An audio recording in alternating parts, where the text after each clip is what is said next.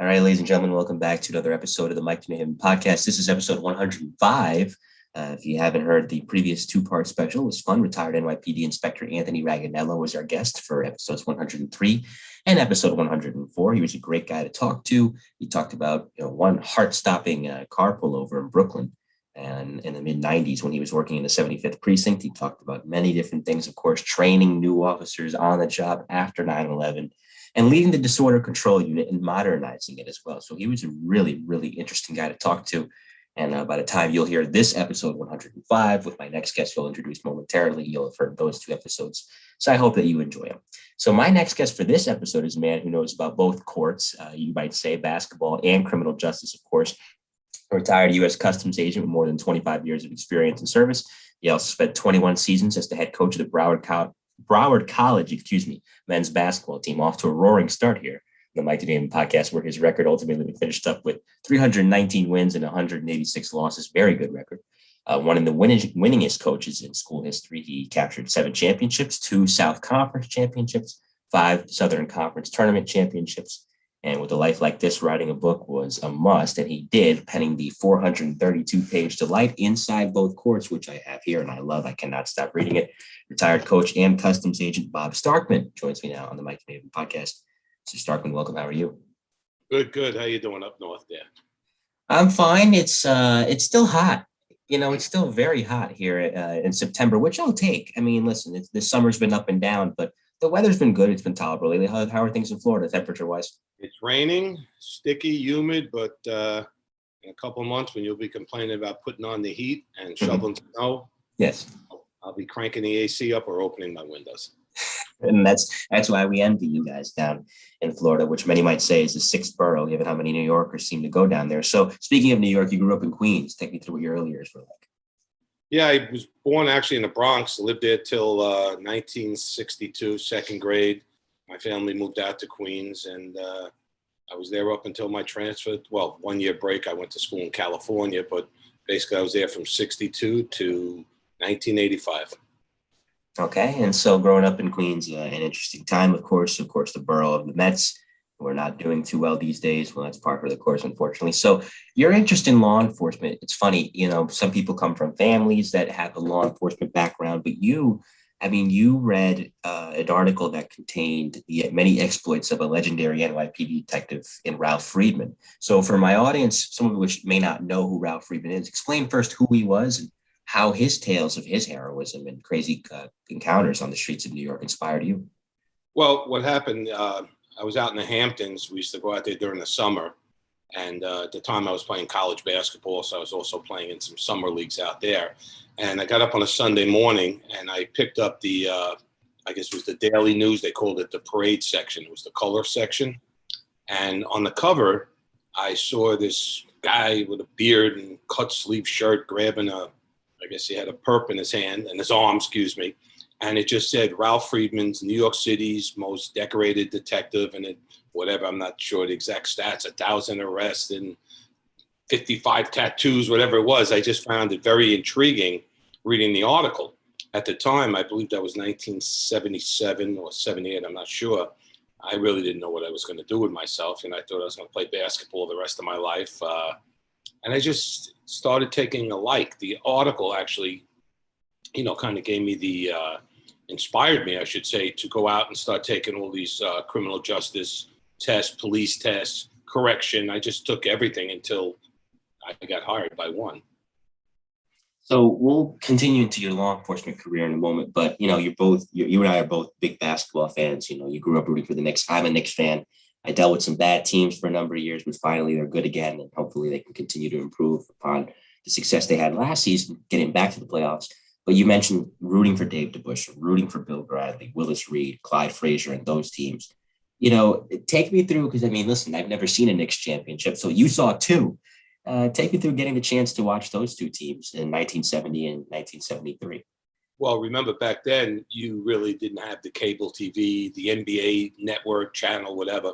I remember in New York, I think the channels were like 2, 4, 5, 7, 9, and 11. And the Boston channel was 8. I remember I had a little black and white TV in my house, taking like tin foil and putting it on the antenna. And somebody told me that it, gives it more, I guess you get a better reception. So I was able to watch some of the games through the Channel 8 station in my house. But the one thing I'll always remember is when Willis Reed stepped out on the court and they were playing the Lakers for the championship. And I still watch that and get goosebumps, and it was just amazing. And just reading about it, where I believe it was Bill Bradley or Walt Frazier turned around, and when they saw him on the court, they said no matter what, they knew they were going to win the game. So, it was a great era of basketball. I played high school ball. That was a struggle of myself to make the team. I kept on trying out and playing and did everything I could to make, my high school team, which I did my senior year. And I wore number 22 because Dave DeBusschere was my idol growing up. And it's actually funny, a very good friend of mine who I was his counselor in basketball camp, I was reading a post of his, both of his children play basketball. And his son, Ryan, was on a team that I guess they picked a select AAU team. And I happened to see one of the names was Dave DeBusschere. This was just this morning. So I sent my buddy Jeff Weiss a text. I said, is that related to the Dave DeBusschere? And it turned out to be his grandson. Wow. And we were joking. I said, well, he has big, shoes to fill. He goes, well, he's only 5'10", but it was just funny. And just to see that name kind of just, it just brings back a lot. But the Garden was the place to be. I mean, I remember going there to watch college games at the time. And they had stopped at the local teams. I remember like Fordham, Manhattan, St. John's, LIU, St. Peter's. But I think there was a lot of fights in the stands. So they had stopped it for a while. But a funny story, when I was playing college ball, and it was back in, I don't know, maybe 77 or 78, one of my friends, Greg Sabat, was one of the Knicks ball boy or equipment manager. So he'd always take us into the games. So my claim to fame, I tell everybody, is that I scored on Madison Square Garden. I tell them I played on Madison Square Garden. But really, it was after a game, myself, my former teammate Walter Murray, and two other guys, we played like 2-on-2 on the Garden floor. So I tell everybody I played in the Garden and I scored. But I didn't tell them. I don't tell them the whole story. No, listen, it's true, though. It's not a lie. You did score and you did play in the Garden because, my friend Mike Lupica from the New York Daily News often talks about it. There's two golden eras. When you think about Knicks basketball, it's that 70s and then, of course, the 90s when even though they didn't win the championship, they were constantly in the mix with Patrick Ewing, Charles Oakley, John Starks. So I always like to ask about that. Hopefully now we're entering into a third with the team that they got going now. So, that being said, that brings us into the beginning of your law enforcement career. Of course, you wanted to be with the NYPD. You didn't quite get there yet. You started out in corrections and you started out in Greenhaven. So take us through that. Well, at the time I was a bouncer in a club, and every morning I would call my house, or in the afternoon my brother was home. Did the mail come? The mail comes. I was waiting on so many jobs, that I took the test for, and it was 79, 80. Nobody was really hiring that. I remember they had the big budgets crunch back then. And I remember one morning I called my brother, before cell phones, from the payphone, called him at the house. I woke him up. He went outside, and sure enough, there was a letter there from the state, and I got hired to become a correctional officer in Greenhaven. I said, oh, great. When do I have to report? Oh, Friday. It was like, Wednesday. So we had to be up there on a Wednesday, do a 2-day academy, which was unheard of, Thursday and Friday. And that Monday morning, as I said, they fed us to the wolves and they put us right to Greenhaven prison. So we became what they called the 2-day wonders. But I remember my first day, and it was just like, it looked like a scene from one of the movies, like the old-fashioned, old-time movies, We get into jail. I remember being greeted by this guy. His name was Kenny Danino, stocky guy, sleeves are rolled up. I always said he had eyes like Clint Eastwood. And he told us, you'll never forget the sound of the door clinging behind you. Now, you're a little young, but there used to be a show, Maxwell Smart, Get Smart. And the show used to always, he was like a private eye, whatever, spy, whatever. And it would always end with this big door clanking. To this day, I can still hear that door clanking. And we get into the courtyard after we have a briefing, whatever. They basically can just give us a tour of the facility. Excuse me. There was a lockdown going on then. They were having like a semi-uprising. Excuse me 1 second. Fine. And it was just like, it was mind-boggling. Smoke, mattresses burning, inmates screaming and yelling, and we're being marched in, 2 by 2. And I'm a pretty big guy back then. Well, I'm still 6'5". I probably was about 275 pounds back then. I'm just a big guy. So I'll never forget, there was a really pretty girl next to me, Diana, and we were walking in, and the inmates, you could just imagine what they were yelling, the vulgar things. She turns around, she says to me, "Are they talking to me?" I said, "They sure as hell aren't saying that stuff to me." So you could just imagine what was going on. So then, we're going through the facility, and at Greenhaven, I think at the time, had close to, I think it was 2,000 inmates. It was a maximum A security prison. So they had some pretty bad guys there. And I'm trying to say to myself, what am I getting myself into? Like, it's like, is this what I really want? It just looked like another world. Then we get up and we're touring one of the blocks, and a very close friend of mine, Carl Torresano, I see him, what they call packing up an inmate. They had the mattress, they were rolling up all this stuff, ready to move him. So he got a pack of cigarettes, rolled up in his sleeve. He's sweating like a pig, smoking a cigarette. And my nickname was Stitch. That was my father's nickname. I became the second generation of that. And he turns around and he goes, "Stitch, what's up?" I look at him. I go, "This is going to be fun." So I just started working, and I was there probably only 9 months. What happened was somewhere, I want to say January, they sent us back for like a 2-week, I think 3-week academy. So we get certified. But the experience I learned in that jail, I even say it in my book, helped me throughout my entire career. And I have the utmost respect, for correctional officers. People don't realize, like, you're in there. I once said to one of the correctional, I said, "What kind of weapons do you carry in here?" They give you a stick, but, a nightclub, what's that going to do, And he said, "Well, rosary beads." I go, "Listen, I'm Jewish. That ain't going to help me." So you kind of, adapt it to all these things, but you really learn to use your brain. It became one of the best things that, I was educated on how to speak, to different people. You learn, their lingo, you learn body language, you learn basically if their lips are moving, they were lying, So it was very, 9 months. It was like getting a master's degree. And then I got called sometime in February of 1981 to go to City Correction. So I go to City Correction. They put me in the academy. I'm on Rikers Island. And, everybody was, I think there was maybe 5 of us that were state, COs previously. I remember walking through again, you got the training uniform on, and, the inmates are yelling "New Jack," and they're yelling this and that. And the guy turns around. I won't say exactly what he said, but he said, you're not a New Jack. I said, "How do you know?" He said, "Look at your shoes and look at your belt." It was, they're scuffed up. These new guys, at one point mine was like that, of course. So I kind of, for me, it was very easy to adapt coming from a max jail, except for the city. Remember, they're not convicted yet. So it was interesting. On the 5th day, I get called into whoever's running the academy. And here I am, I'm thinking I'm in trouble. Basically, they were so short men. There was 5 of us. They put me in the Queen's House of Detention, which is a place that takes about 10 years to probably get there unless you have a good rabbi. And I didn't have either. But I got there. So I worked there for about 1.5 years. I actually got assigned to work a special housing unit, which held all the cop killers. Basically, it was the worst of the worst. So back in 81, I had, you name them, I had that Craig Crimmins, he was the Metropolitan Opera murderer. It was a big thing to do in New York. I had James Dixon York, Anthony Laborde. They were 2 BLA guys that killed, John Scarangello and seriously wounded Rico Rainey.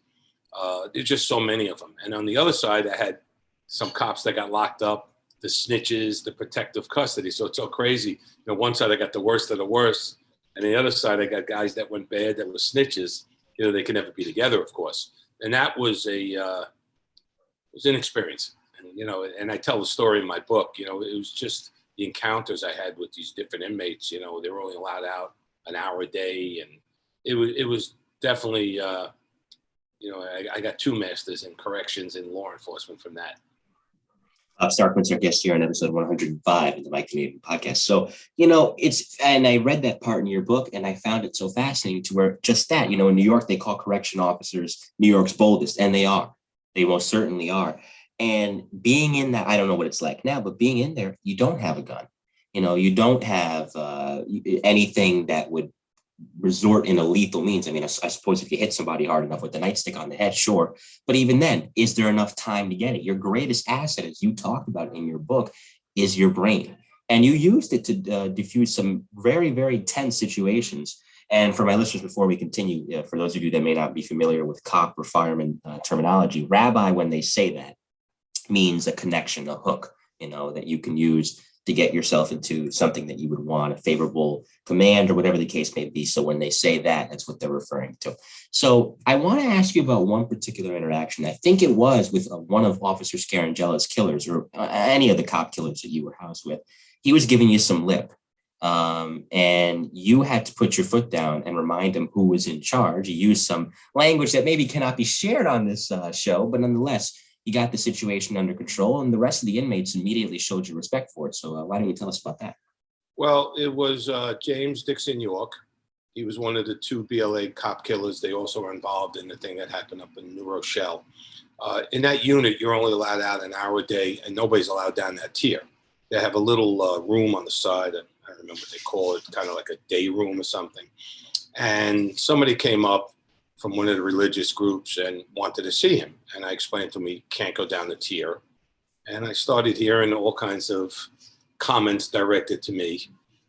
And I'm like, okay, this is going to get bad. And if you ever, well, he's passed away, but this guy York, he was probably about 6'2", 6'3", built pretty good. He had green eyes. And all I remember reading once, and I don't know which, well, it had to be the guy Rainey, when the guy kept on firing at him, seeing these eyes, to me, he looked like a devil. But anyhow, he was getting pretty loud. And I was on the other side of the bars, which, at least I had a little leverage. And finally I said, I got to do something quick. So basically, I just let him know who he was, that, you might be a celebrity to the inmates because you're a cop killer. To me, you're a nobody. I use some other words. And I explained to him where I just came from, Greenhaven. You're going to be going there.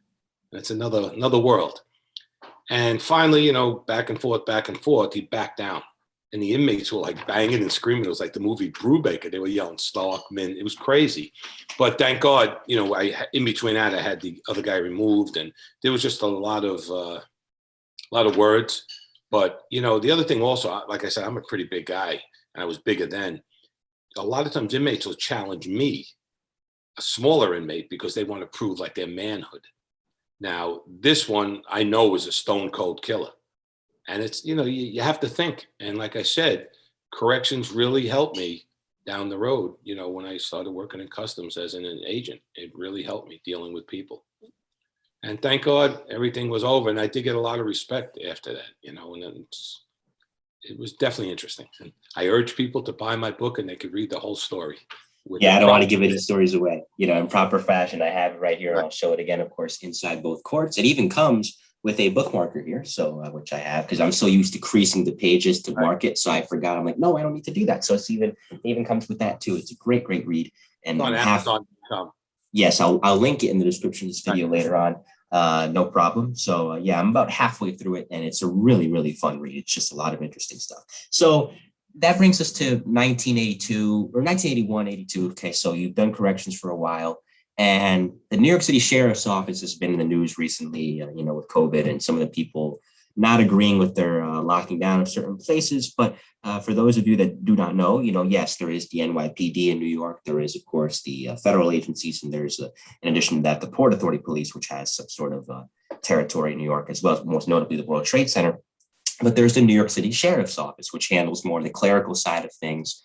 And you were a member for about a short time before you went over to customs. So take us through what that was like.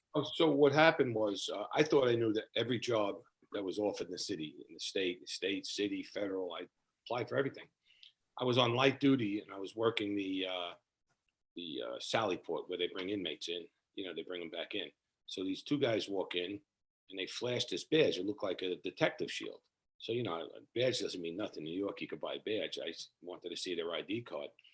They go, Sheriff's Department. I go, which one? Nassau, Suffolk? They go, no.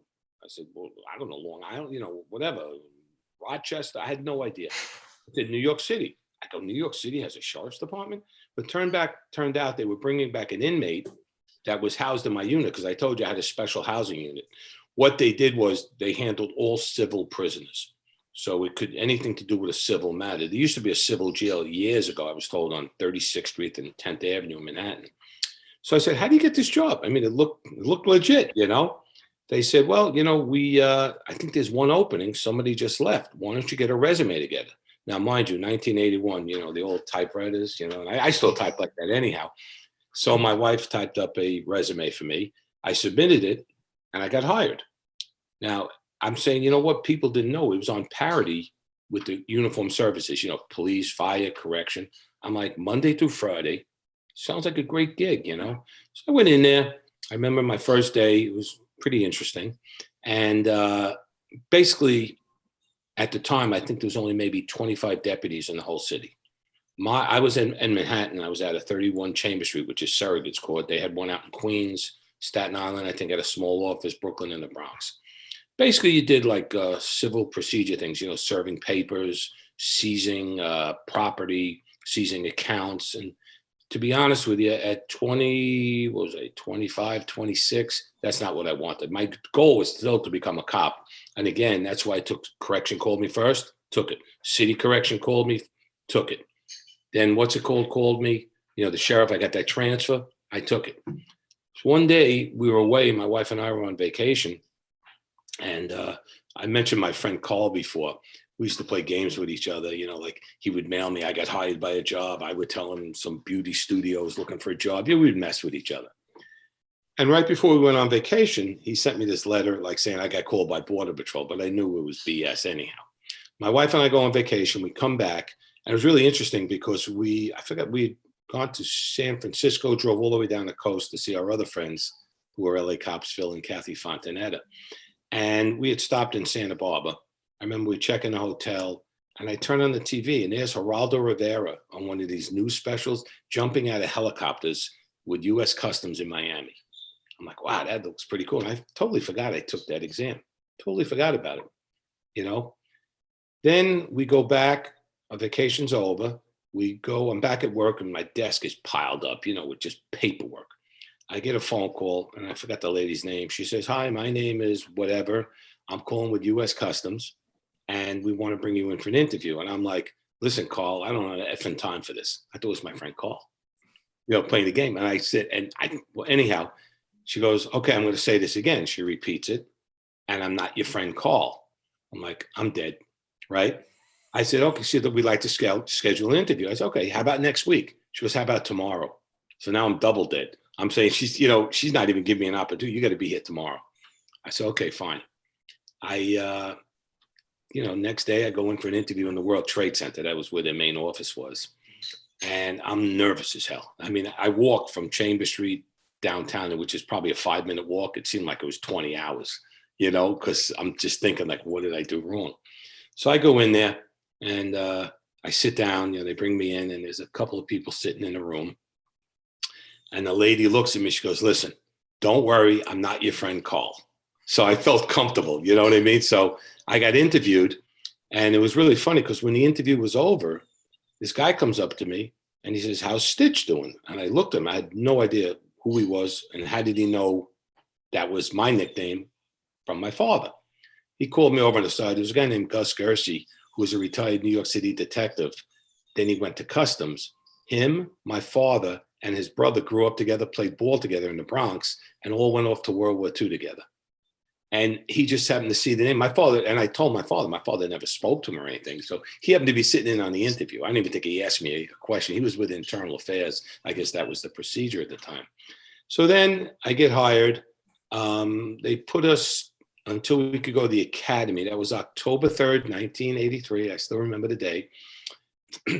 They put us out in Kennedy Airport just to like help out, do secondaries, you know, like they had the inspectors. People used to get the jobs mixed up. You know, you say I'm with Customs, first thing, what airport you had? So you had Customs inspectors at the time, Customs patrol officers, which I got hired. They were, quote, the uniformed, you know, division of them. And then you had the special agents. So it was work. Being that we had prior law enforcement, there was a couple of us hired, they allowed us to qualify with firearms so we could carry a gun while we're working, which made sense. So we did that, went to the academy in January, came out of the academy, and there was a Senator Aldamato had a drug task force out in Long Island. So I got selected for it. And then there was an undercover operation. So we did that for a couple of months. And then I kind of realized this isn't what I wanted. I mean, the job was good. I had some fun, but I was young. I was ready to go, and I kind of didn't hear nothing from the PD. So I said, well, let me transfer. So I reached out for a friend of mine, Bobby Benavente, who's actually a New Yorker in Miami. He said, if you ever want to come down here, let me know. So I was working with Nick Jacobellis, we were partners at the time, and we both transferred down to Miami. And the funniest part is, just taking a step back, I forgot, 2 days before I graduated the Customs Academy in April of 84, 84, I'm on the phone with my wife and she tells me I got called by NYPD. Now, you know what? I was working. I had a taste of narcotics, doing some controlled deliveries, working some cases. I just went through 3.5 months in Brunswick, Georgia, away from New York. I can't go to another academy. And I decided to stay. And then fast forward, I told you about the task force and the undercover operation. And then we transferred to Miami. Originally, I said 1985, August 25th, 1985, we transfer. I'm going to be here for 2 years. I'm going to learn the job. I'm going to go back to New York. Never happened. I stayed down here. At that time in my life, I got promoted 1, 2, 3 times. It was just great, and the things I saw during they called it the Cocaine Cowboy days. And I worked with unbelievable guys. We just had so much fun. It was like playing ball again, and that's how it happened. And you mentioned so frequently in your book that basketball and law enforcement always seem to intertwine with you, and kind of still does to an extent to this day. So, and for my listeners, you mentioned going to the World Trade Center for the interview. U.S. Customs used to house it specifically in 6 World Trade Center, hence why it was called the Customs House. And it was right next to the North Tower. Sadly, when the towers collapsed on 9/11, the building was destroyed. So that brings us to that mid-'80s point. So you had done narcotics on Long Island. You had some interesting busts, which you talk about in your book. I'm not going to spoil any of them.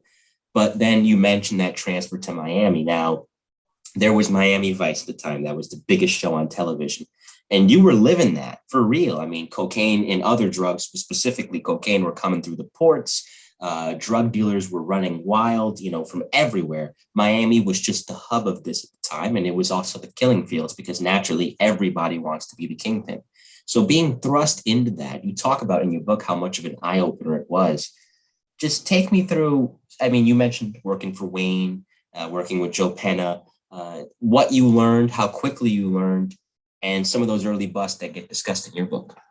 Well, you learn fast because it was, in New York, if you got 2 kilos at the time back then, it was pretty good. Mm-hmm. My first case, it wasn't mine. I was working. We got 300. And then we got 1,000 kilos another case. It was endless. All you had to do was put some effort in. It's the same thing in sports. You work hard, you train hard. It's the same exact principle. I was very fortunate. I had a boss, Wayne Roberts. He was outstanding. I learned so much from him.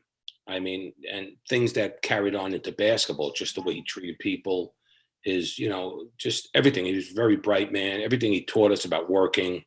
And I was very fortunate to work for him. It was great. I had another supervisor, Woody Kirk, that was very good too. But those two were just exceptional. It was just unbelievable. And, it was being at the right time at the right place, We'll have more of Bob Starkman in just a moment. Quick pause here in the Mike Name podcast. All right, we're back after a little bit of a break here in the Mike Name podcast. So we'll pick back up where we left off and talking about, of course, Miami Customs. Right place, right time. Perfect decision to go down there and transfer. We talked about how similar it was to Miami Vice, and we'll get into some of your relationships with some of the cast members of Miami Vice in just a moment. But being down there, are you ever going to get the drug trade down to zero? No, but you can certainly make a large enough dent to where you can make the conditions livable for those around you that live in the city, of course, and want to have a decent life. The innocent civilians, of course, I'm referring to. We talk about it in New York. Look at how crime decreased in the 90s and 2000s. Are you going to get it down to zero? No, but you can get it to a tolerable level to where somebody can feel safe. But I got to ask, out of all the drugs, I mean, you see so many drugs being imported now. Fentanyl has become the recent thing that people are very weary of. What was it about cocaine that made these individuals so hell-bent on transferring it, not just into Miami, but anywhere? Well, it wasn't the drug of choice back then. When I first got down here, it was still cocaine, marijuana was big.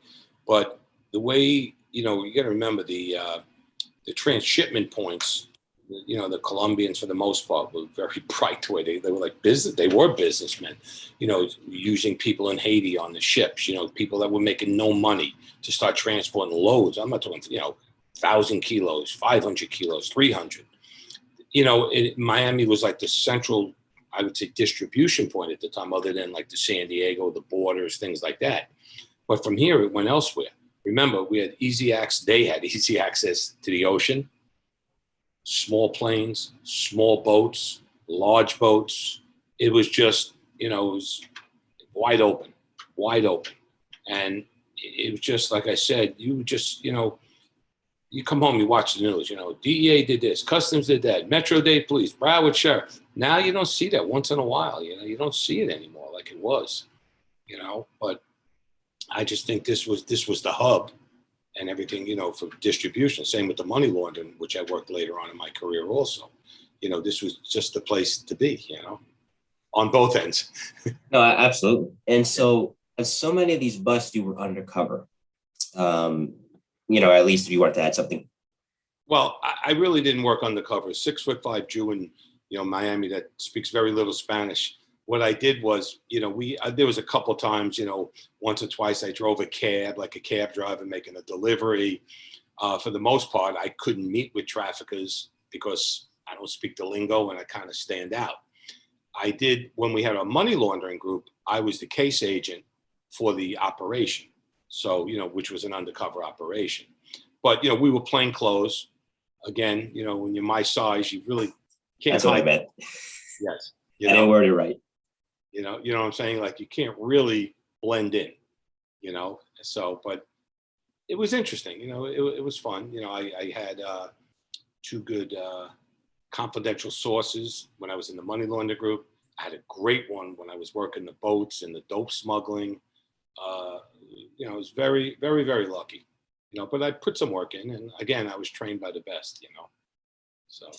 Absolutely. What I meant to say was, and this is my apologies to the audience, I didn't word that correctly. In so many of these busts, you're not necessarily undercover. I meant you were kind of waiting in the shadows to pounce on these guys and make the arrest. That's what I should have said, and my apologies for that. So you're trying to, again, you talk about you stand out because you're a tall guy. You're trying to not blow your spot because you want to wait for the perfect moment to catch them. The element of surprise, as I was mentioning in my last episode, is really, really important in police work. And so in these situations where your safety is paramount, and obviously the safety of those around you is paramount, take me through the training for these procedures and relying on that when it gets hot and heavy. Well, we would have, like with narcotics, sometimes if you caught a guy, they cooperate. So we called it a controlled delivery. So you'll substitute most of the dope, put sham in there, which is fake drugs. And, you'll have either an informant or an undercover meeting with the recipient, who's supposed to get the dope. So now you got to still do surveillance. You have to do counter surveillance to make sure nobody's watching you. You have to make sure it's a safe location where it's, let's just say, lit up right, or you don't want to go in some dark woods. You don't want to go, there's a lot of preparation. That's why they have an ops plan. And later I'll tell you the reason I retired, because the total opposite happened. And we would just, the whole idea is safety of us, meaning, the law enforcement, the cops, the agents, the confidential sources, the undercover. There's a lot that entails, and you got to be really on it, because it got to be like dominoes. Everything got to go down the line. You can't break off in the middle. So a lot of preparation, a lot of luck, it's a lot of gut feelings, you go on your instincts. But for the most part, we were pretty lucky, as far as, yeah. Things got done, yes. Yeah, things got done, and people's lives were definitely impacted for the better. And you got some bad people off the street. We're talking with Bob Starkman here in the Mike to Me podcast. His book, I'll display it again, Inside Both Courts, is available for all to read. I'll link it in the description of this video later on. So as I mentioned, you had some notable interactions with the cast of Miami Vice. I mean, that was the show in the 80s. Before there was Law and Order, which took off in the 90s, there was Miami Vice. So take me through those interactions. Well, it's funny. We always joke. My wife tells everybody I came down to, Florida because of Miami Vice. But watching that kind of did give me a little bit of thought, Well, I work with a cop, Tommy O'Keefe, one of the best cops I ever worked with, from Boston. He was Metro-Dade Narcotics. He was really close with Michael Talbot, who played Switek on Miami Vice. So I got to know him. We'd go down when they were filming. We'd go out with him a lot. Even at one point, we were at the 100 episode party at the Biltmore Hotel, which was great. One of the agents I work with, DE agent, his niece was very sick. She was dying of cancer, but she went, she was from Texas. She went into remission, but prior to that, through Make-A-Wish Foundation, she wanted to go on the set of Miami Vice. I guess being in remission, her request didn't come through. Well, I said, wait, I know Michael Talbot through Tommy O'Keefe, and Tommy knows everybody. Don Johnson, Sancho Santiago, we knew everybody. We arranged to have him come down to be on the set of Miami Vice. And it's funny because, when you think of Miami Vice, everybody thought of Don Johnson, And when we got there, I was shocked. I mean, it was so nice. Don Johnson treated this young girl, because you always hear bad things about actors. He put her, at the time I think he was part of the, like the cast, not the casting, like the production and whatever. And he actually had her sitting in the chair. It was so nice, and people ask me, what's like the greatest, let's say, award or certificate ever got? And it was the letter I got from the DE agent and the family of how we were able to fulfill that girl's dreams. And again, it was because of Tommy O'Keefe, Michael Talbot, Don Johnson. I was just kind of like in the chain of command there. And to me, that letter, and she later passed away, but that letter means more to me. Even at my retirement party, they flashed it and they had a picture of us with the girl and with Don Johnson. And to me, that was the great part, which people never hear those stories, and it was fun, and then that kind of died out and move on to the next show, But for the time, that show really encapsulated the 80s. And it was just like one of the greatest scenes. I was just watching it on YouTube the other day because I watched the reruns as a kid because they were on television. One of the greatest scenes ever. This is in the pilot episode, is when Crockett and Tubbs are riding in that sports car. Tubbs is loading the shotgun. And Phil Collins is in the air tonight, is playing in the background. Right. And he pulls up to the payphone. He calls up his old flame. He says, "Was it real?" And she was like, "You bet it was real." I'm like, that gives me goosebumps. And it's just the first episode. It's not. That was his wife. Remember on the show, that was his first wife. Yeah. And he said to her, he had to pull over because they were going to do some dope deal. And they were on the causeway there, right by the, by the Port of Miami. And he gets out. Right. I remember that. That was great. Yeah. And Crockett, as he's loading the shotgun, says, "How much time we got?" Yeah. That is just like, if you haven't watched the reruns of Miami Vice, for my audience who's the same age as me, please go do so. It is that's one of the greatest cop shows of all time, for sure. So absolutely. So you mentioned Tommy O'Keefe and Metro-Dade, and I love that you mentioned that, because sometimes, like you see, for example, a lot of the cops in the NYPD that I've had on the show, they talk about how difficult it was at times dealing with the FBI. So the federal agencies versus the local municipalities, sometimes they butt heads, but that wasn't the case there. Customs and these local cops really got along, which led to some great work, as you were talking about earlier. So from your experience being a federal agent, how important is the coordination between the feds and the locals? Well, I looked at that like a basketball. You got to put together a team, especially when we were in the money laundering group. We needed a team. And it's like, in basketball, I need a center, I need a point guard, I need a forward, I need a small forward and a shooting guard. Well, we needed somebody to cover Dade County, Metro-Dade. We needed somebody to help out also down there. We got Coral Gables. We needed somebody in Broward County, the county surrounding us we worked in. We got Broward sheriffs. We had Border Patrol assigned for the illegal aliens when you could arrest them back then. And it was really, we all got along, and they loved it because we were a great team. For years we were doing that. And I always looked at it, people, everything usually is on a one-on-one basis. Unfortunately, sometimes it happens when you get to the management with the real bad egos. Again, working with Wayne Roberts, there was no such thing as ego. We just did what we had to do. But I actually, one thing I'll pat myself on the back, when I went to the money laundering group, I actually was the first guy to bring in the local cops in the task force. And now everybody else started doing that, but it was all about teamwork, and we all got along. You're always going to butt some heads, but I was kind of like the mediator. Plus I got them a lot of overtime. They loved me. And that would parlay perfectly into your career later on as coaching. So one of the as a coach, I should say. So one of the defining operations of your career, Operation Greenback, you discuss it in your book. It's a great chapter. I don't want to give too much away because I want people to buy the book and read it for themselves. But just the surface level things that you may want to share about that operation. Tell us what that was like, because this is really heavy.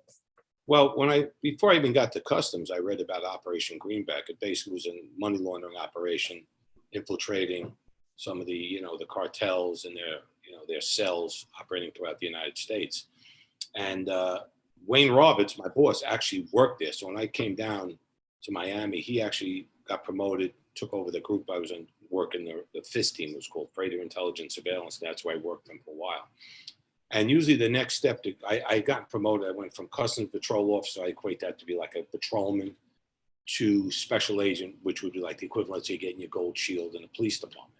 Then the next promotion was senior agent, which is, it's the next step up before supervisor usually. So I always remember that was when you actually had to put in for a job. It wasn't, you didn't get the wand and they just made you a GS-13, which now they do. And Wayne told me, listen, I'm going back to Greenback. You just stay here. I'll get you over there. And we should get promoted from there.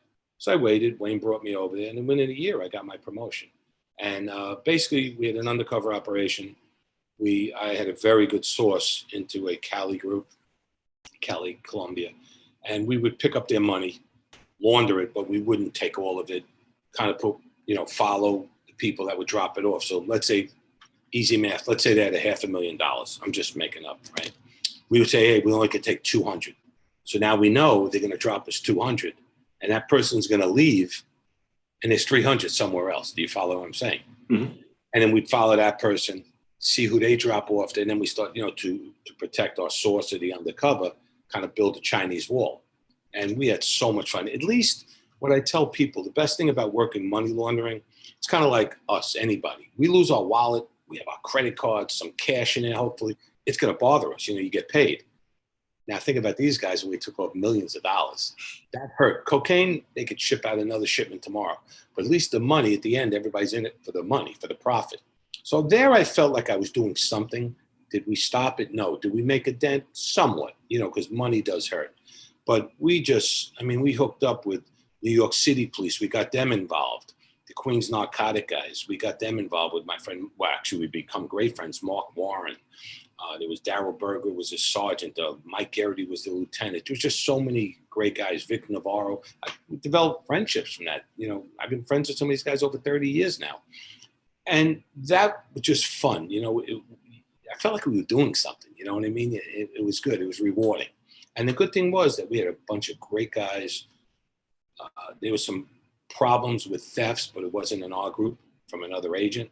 Thank God we just worked like a team. We had great surveillance.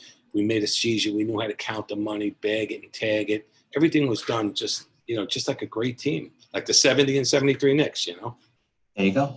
So before we get into your coaching career, which I'll dive into in a moment, and we'll get back to your law enforcement career as we go along. We're talking Bob Starkman here in the Mike Newman podcast. Your friendship with Joe Pistone. It's funny how you met him, and it's funny how that friendship is formulated. Why don't you tell us about that? Yeah, well, I was required to go to undercover school because of the undercover operation. And my old partner knew him. And he was, at the time, he had left the FBI. And he was doing the other schools, but he did the U.S. Customs undercover school. He was one of the instructors. So I remember that day I had a really bad sinus infection. Like on my desk, I had like antibiotics, nose spray, tissues, you name it, I had it. And my old partner says, come here, I want you to meet Joe Pistone, Donnie Brasco. And I get up because he was in the back. He was going to come on next as the speaker. So I get up and I shake his hand. And I said to him, man, you look a lot bigger in the book. His first words to me were, glad to effing meet you too. And we just became friends. So then he says to me, what's that on your desk there? I said, well, I got a sinus infection. He goes, I'm not feeling well, whatever. I said, oh, you want some of those antibiotics? I could go refill it. Yeah, no problem. So then we're joking afterwards. He says, why did you come to the school? I said, well, I know that when they used to give it at the IBM school in Virginia, like the IBM campus or whatever, you give out an autographed book. Now, this one, he didn't do that. And he actually went out and during the break, I slipped once. I said halftime, like basketball, halftime.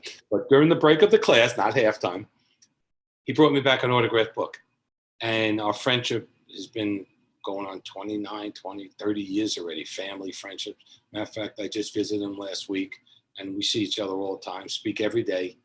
And, it developed a friendship from it. Now, you talk about getting educated. There's nothing he doesn't know. You have any question, he has the answers. And just a regular guy. Yeah, who did arguably the greatest undercover work that anybody's ever done. I mean, you talk about making a dent. He didn't make just a dent. I mean, he ripped a crater into the New York City Mafia in the early 1980s, and they still had their heyday into the 80s and early 90s. But 70s. that was definitely 70s into the 80s.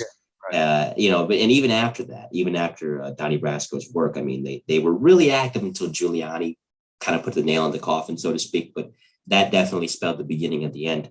So that brings us to your time as a coach. You've been a basketball fan for such a long time. You've been a player. Of course, you had some success as a player. You mentioned winning some local championships when you were playing in New York in your early years. What brought you into coaching? I guess it was just natural love of the game. No, it was really interesting because I kind of got away from basketball. I was playing in the old men's league, when I was 30 and 40. And my daughter was about, I don't know, maybe 7 years old. And, she wanted to play basketball. So we brought her to the rec league. And I'm an old school guy. It ain't about winning all the time. It's about learning how to play and what you make of it. And I'm watching like these parents and screaming and yelling, basically cheating, like telling kids, like they rank you, let's say 1 through 8. If you're a 1, you're a first round pick too. And we knew guys would tell girls, miss the shots on purpose. I could get you then. So basically they would get all 1s, but they would get them at, like they were 6s, 7s, and 8s. I couldn't believe it, So I said, you know what, let me start coaching my daughter. Don't ask me how I found time, but I found time. Then I had 2 sons born. I started coaching them. And I started coaching my daughter in a travel team. And one day, my very close friend who I grew up with, who we worked together down here, Miles Son, says, hey, Broward College is hiring a women's coach. He saw it in the employment section. It was 1997. So I looked at it. He was put in for it. He was an assistant coach, part-time. I put in for the hell of it, and I got hired. So for 2 years, I was the women's assistant coach. Then they made me the head coach for 2 years. And then I got like the call. It was like the mafia, hey, we need to talk. And it was John Giordano. He was the acting athletic director, who was a friend of mine. And he said, I got good news and bad news. So I'm like, all right, give me the bad news first. Well, you're not coaching the women anymore. I said, okay, what's the good news? You're taking over the men's team. Well, the men's team that year was 2-28. I think in 4 years, they won like 15 games. So I said, okay. And all my contacts and my friends in New York and all over the country, high school coaches, college coaches, I was able to put together a pretty good team. And my first year as the men's coach, we actually had a winning. Well, I remember we were 3-0. I'm like, wow, I did my job already because they only won 2 the year before. So if I lose the rest of the game, I said I made progress, So we did that. And then I had the player of the year in Nate Daniels, JUCCO All-American, leading scorer in the country. We started winning. Next year, we won our first championship, Southern Conference, made it to the state tournament. Year after, I had another kid brought in, Adrian Yuta, made All-American. We just kept on. We were on a roll. And, even in my book, I give credit to everybody. I'm not one of these me. If it wasn't for my friends in New York, Rock Eisenberg, just so many people, Mike Schiraldi, all these people that helped me with players over the years. I could just go on and on. That's what made us, and it was that concept, the same thing I try to use in law enforcement, I used in basketball. And then in 2018, Dante Calabria, who was played at University of North Carolina, national championship, played overseas for 15 years, took over for Rolly Massimino, who had passed away it was called Northwood University, became Kaiser University. He said, hey, would you like to be my full-time assistant? I'm like, well, I'm retired. I was working another job, coaching in Broward part-time, putting in a lot of hours. I did it for the right reason. I said, sure. So I was able to retire from Broward, get a second pension. And I'm on vacation. Next thing I know, Dante is leaving to go to Italy with Larry Brown to coach. So they made me the interim head coach. Uh, I was able to win. When I say I, the kids, it was definitely an eye opener there. And I was only there for 1 year as the interim, which is fine. Then for 2 years, I was an assistant at this small school up until this year. I'm just going to kind of lay back and enjoy retirement. I do some work with this an agent and Joe Dinda, and what I do is like he runs camps, and I go out there and I evaluate. For kids trying to go overseas, these Euro combines. I like to do that. Unfortunately, this year I got sick and I had to miss it. So I hope next year he remembers to hire me again. And I just do that, and I'm very lucky. I have 3 great kids. My daughter was the basketball player. She played at Belmont Abbey College. I have a 6'10" son who doesn't play ball. He chose not to. People would come up to me and say, "Why don't you make your son play?" I go, "I don't have to live my life through my kids." And right now he has one of the largest sock companies in the United States called Rockem, Rockem. Trust me, he's making more money there than if he was a basketball player. My youngest son was a baseball player, stopped playing. He did the same thing my other son did when my middle son was at the University of Central Florida. He was the manager of the basketball team. My younger one, we were able to open some doors and he proved himself. He was the manager for 4 years at the University of Florida. Senior year, he was the head manager, which is a big responsibility. And he did an internship with the Atlanta Hawks, and he just completed his 6th season with the Atlanta Hawks. So we finally got a Starkman in the NBA. And I didn't want to say this before. I'm always a New Yorker, but I have to root for the Hawks because of family ties. And they did pretty good this year. They beat the Knicks, Yeah, I know. Don't remind me. When I left Broward, I'm not one to boast a lot, but I was there with the men's team. I was there for 17 years, 4 years with the women's team. I was lucky. I left the most winningest coach in their school history, but people told me that's because no other jerk would work there for 21 years. So, I did that, and I was fortunate. I got selected for the Florida Junior College Hall of Fame for basketball, and the Broward College, I guess, felt guilty, so they threw me in their Hall of Fame. Usually it's the other way around. But all in all, I look back, and to me, it's not about the wins and the losses. It's about the impact I made on these kids because I was part-time, full-time in law enforcement.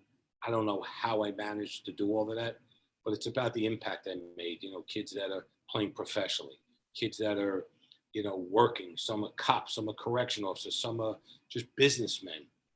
That to me is the most important thing when I get the phone calls. Adrian Euler is one of the most successful Euro pro players. He's still playing. We speak regularly. At Tony Dennison, I could just go on and on. Joe Marino. There's just so many of these kids that and we talk all the time, and that's a nice thing. And to me, that's very important. That's the impact. That's what I was going to ask you about. It's one thing to teach them the X's and O's of whatever it is that you're trying to do against an opponent, but about the X's and O's of life. And that's where you really measure up as a coach. How many kids have we seen talk about what Coach Calipari has taught them once they get to the NBA, or even if they don't go to the NBA, or Coach K? I mean, we see the impact that Greg Popovich has had as an NBA coach, or Phil Jackson had as a coach, Pat Riley. I mean, look at the impact that Pat Riley's still having and how much people. Pat Riley hasn't coached in years. He's still doing things in the front office for the Miami Heat, another old rival, the Knicks in the '90s.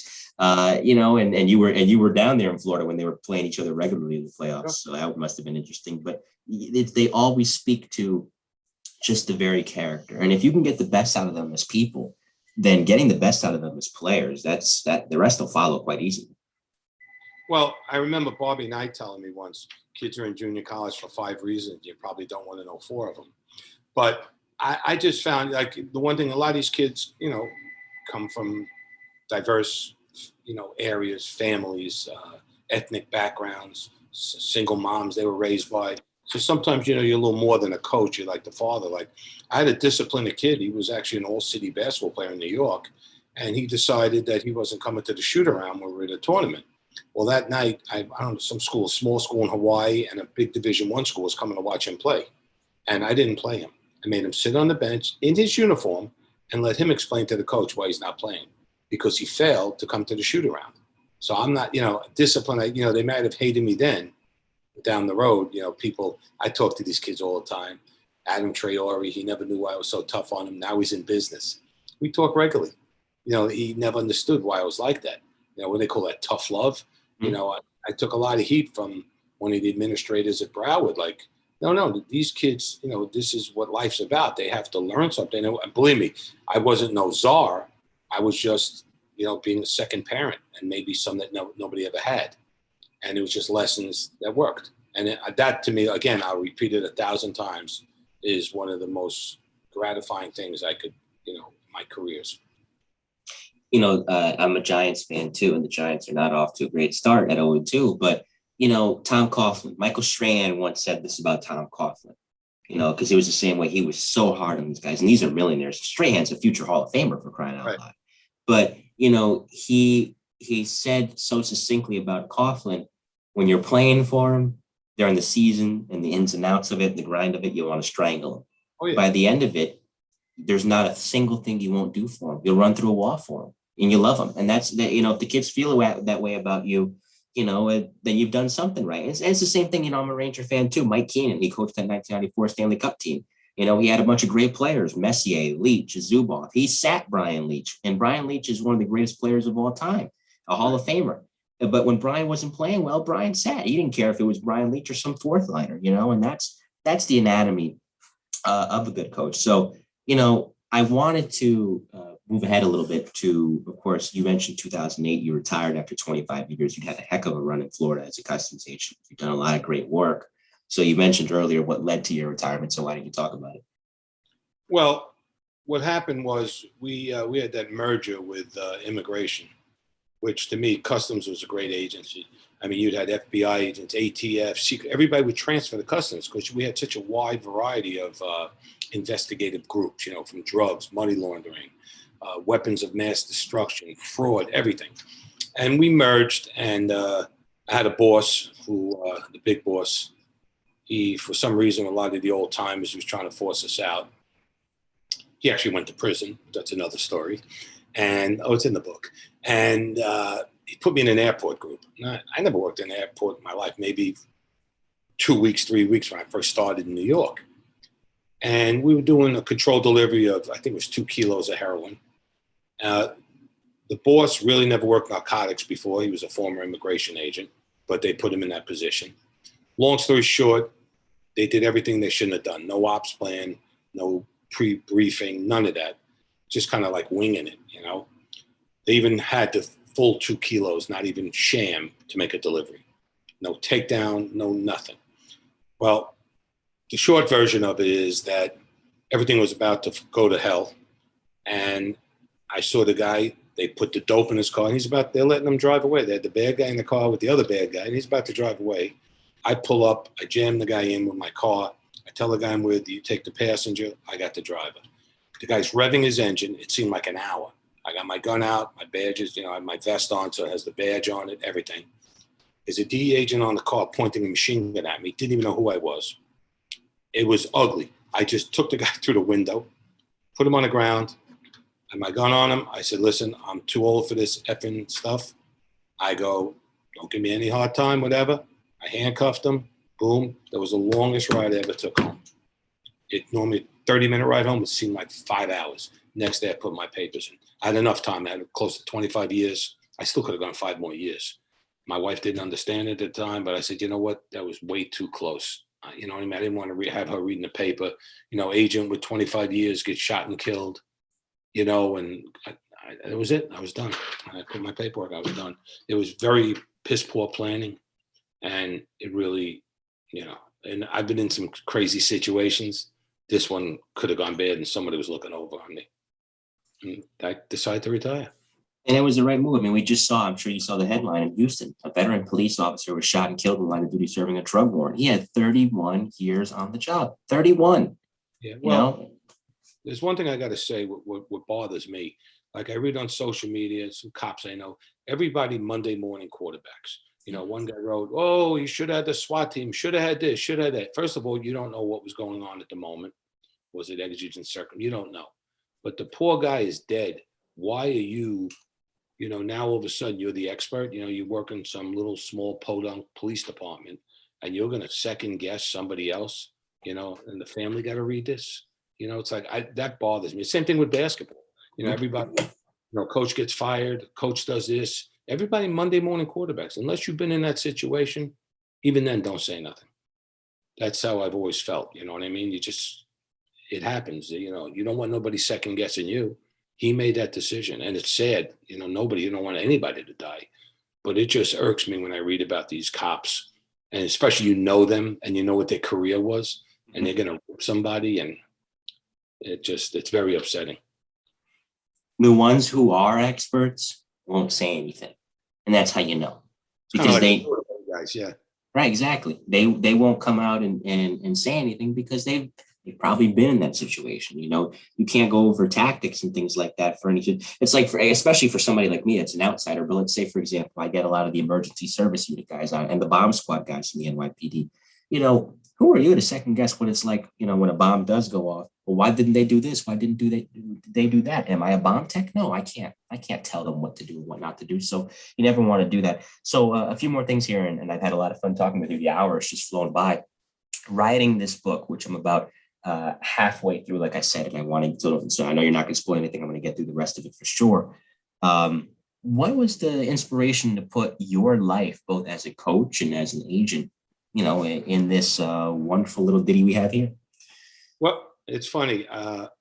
Years ago, even when I was working and even I used to save pictures, you know, before the cell phones, you know, the Polaroids. And once I started working in the jails, I had some pictures, and I said, you know, one day I may write a book, you know, and I probably was lying to myself. So I used to write on the back, let's just say, 10 kilos or an inmate that was in for this or whatever. I just started compiling all of it. When I retired in 2008, I started typing a little, but I'm still like, I do the one finger crossover. I'm the worst typer. And I kind of started it, I stopped. I started it, I stopped. And it was right around a year ago, February, not this February, back February. I said, you know what? My son, Bobby, kept on just, you're not going to write it. And he bought me a book about writing and inspiration and all of this. And you're not going to do it. You're not going to do it. So when the pandemic started, right on this dining room table I'm sitting at, I spread out everything. It looked like an evidence room. My scrapbooks, pictures, case reports I saved, you name it, it was all over the place. I started typing. Then I would stop. So I call up Joe Pistone. I go, Joe, what am I doing wrong? You know, it's like I type. So let's say I spelled your name wrong. I hit shift, alt, boom, I lose everything. He goes, Bob, do the old school way. Remember, Joe has 8 or 9 books out. Mm-hmm. Get a pad, pencil, start writing. So if I spell your name wrong, I erase it or I cross it out, boom. I started doing it every day, more and more and more and more. Now, mind you, I couldn't even write a term paper in college. I'm going to tell you that right now. I'm sitting here. Now it's starting to come, you know, I'm starting to get some paper with some chapters together. You know, I'm figuring things out. Once, what I would do is one of my former players, Joe Lopez, at the time was playing professionally in Spain. I said, Joe, listen, I'm going to scan you some paperwork. You want to type this for me? You know, I gave him a couple bucks. He would have done it for free, and he's such a good guy. So he would do it. And started sending it back to me. And then what I did was finally, somebody recommended an editor to me. Now, all she did was, you know, proper English, commas, you know, whatever, paragraphs, put it all together, and I would send it to her. Well, I just got to tell you one story breaking off of it a little. I never bothered to read what I sent Joe afterwards when he sent it back to me. So he was very adamant. Coach, what'd you think of this one? What'd you think of that? I'm like, why is he saying this?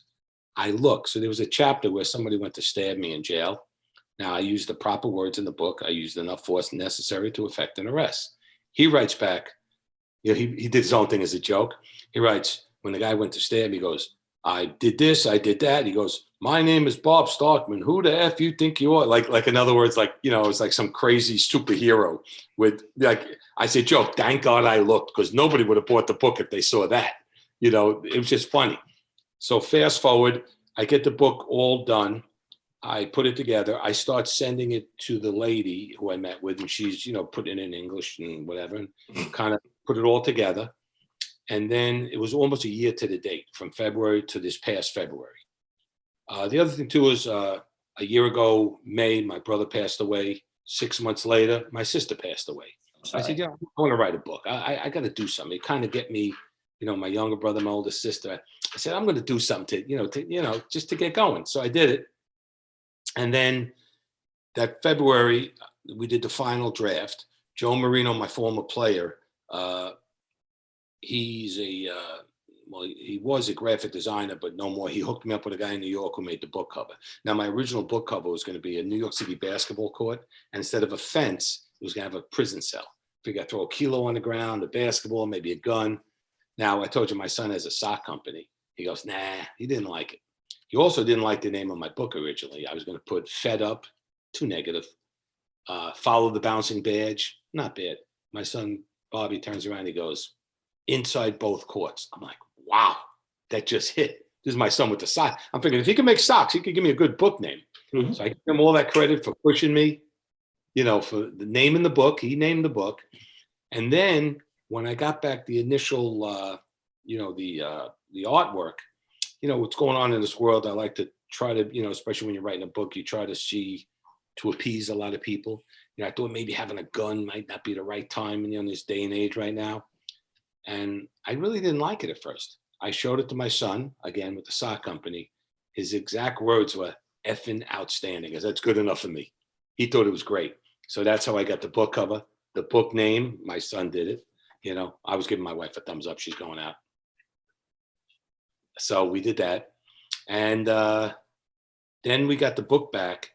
And, I went to Amazon. And what happened was, they gave me like the prototype. I didn't want to read it. I was ready to say, just do it. That night, my wife read, within a day and a half, she read the whole book. She found like 17 mistakes. She goes, here, read this. I'm reading it. When you write your own stuff, you keep on looking at it. I didn't see anything wrong. So basically, she redid it. She was a savior. I don't give her too much credit, but I got to give it And I submitted the book. And then, my daughter said, I have to have, a tough stomach because there's going to be the haters out there, which there are. But I didn't care. If I sold one book, I was happy. I've sold a couple hundred. I can't believe it. I've been on these podcasts. It's been a lot of fun. Joe Pistone was so instrumental in helping me with the book, what to put. He proofread it. He was the only one that I allowed to proofread it. Mm-hmm. He told me, take this out, put this in, too much, too little. So, I was very thankful for exactly what he did. And, Joe Lopez, my wife, for helping me was great, and then everybody else I could write about, I've never written a book, but I've written a few columns here and there. And the thing that I always say when people ask me about writing, not that anybody needs my advice, I'm not giving it because I don't know Jack, but, it's like a canvas. Okay, you may have to make some tweaks afterwards to it to make sure it comes out correctly. But the point is, just put it there. Just type it up. At least it's there. You have a body of work to look at and analyze. And if you got to take something out and put something in, or as you said, too much, too little, okay, you can do that, but at least it's there. And the important thing is, as you said earlier, to get going. And, obviously it's a great book. It's in my hands. And you've done these podcasts, and that's how we're talking today. If I didn't see you on Bill Cannon's show, Bill Cannon's a good buddy of mine, and I work for him as well. I wouldn't have known who you are, and I wouldn't have known what really is an outstanding story. So like I said, I know I found out a lot of things about you already reading halfway through it. And I know in the other half, I'm bound to find out some more. And I certainly found out some things here. And I'm glad that we were able to have this conversation. So that brings us to the concluding segment of this podcast. It's called Rapid Fire. It's 5 hit and run questions from me and 5 answers from you. Are you ready? Yeah, let me just say one thing. I forgot to mention a very close friend of mine, Peter White. He's a former prosecutor. He helped me a lot too. He's a great writer. He helped me do a lot of formatting and changing words and proper words and stories. And I don't want to leave him out there. No, we got time. He better listen to the podcast. I hope he does too. Yeah, okay. No, absolutely. Anybody that you want to shout out, that's fine by me. Yeah, well, and my son-in-law. The 4 combat tours, 101st Airborne, police officer, sergeant. That's my idol, what he did and what he's doing. It's, my daughter's very lucky. Shout out to him. So first, funniest encounter you ever had while you were trying to execute a bust? Oof. I got a sense of what I say here because we had some interesting things, executing a funny. Well, we had at one time, I remember we hit a house and I remember kicking the door down and it was like these shelves and it was just filled with cocaine. And I was with a guy and it was like John Belushi. Remember in Animal House when the horse died? It's like, holy, that was funny. But then we were looking for the guys in the house, and I hit a garbage can, and the guy jumped out. It was like a jack in the box. Like I jumped. He was actually in the box hiding. Then we go outside. We're waiting for somebody. I don't know what happened. And Julio Iglesias lived like 4 doors down. So like he stopped to see what was going on. I mean, there was some, I remember that stands out a lot. There was so many, Absolutely. I never saw that much dope like in front of me, like, and then finding the guy hiding in the garbage can was crap myself, So it was good. Yeah, that cracked me up too when I read it. That one's in the book amongst many great stories, but that was one of my favorite ones. Because being Hispanic, growing up in a Dominican household, I know who Julio Iglesias is because my grandmother would play him all the time. So I really got a kick out of. So second, funniest colleague you had when you were working in law enforcement. Funniest colleague? Mm-hmm. Ooh, I had a lot. You can say multiple. Oh, but I will say, right when we had the merger, I started working with Larry Reed. Larry was a former immigration agent in Miami, but from Jersey originally. We just hit it off really good, and we would just have laughs. Like, just there was some, we got our job done, but we had laughs. Tommy O'Keefe, the Metro Day cop, one of the funniest, craziest guys I know. Tony Montavani, retired NYPD, who we were correctional officers. I had that story how we met strip searching an inmate. I was just with him yesterday. I mean, this Carl, just so many. I was just so full. Wayne Harris, Bert for sure. I could just go on. And they're probably all mentioned in my book. So third, favorite players you ever coached? And I say plural because you could say multiple. Well, I loved all my players. You hate, but you love them still. I would have to say it's definitely right now. I mean, Adrian Yuta, one of the most loyalist kids to me. I kid anymore. We still keep in touch. Great player, great person. He's a father, husband, just great guy, doing well. Joe Marino, he's like my adopted son out of New York. I mentioned him in the book a lot. We keep in touch. Tony Dennison. I could just go on and on. I had some really, really good relationships with players.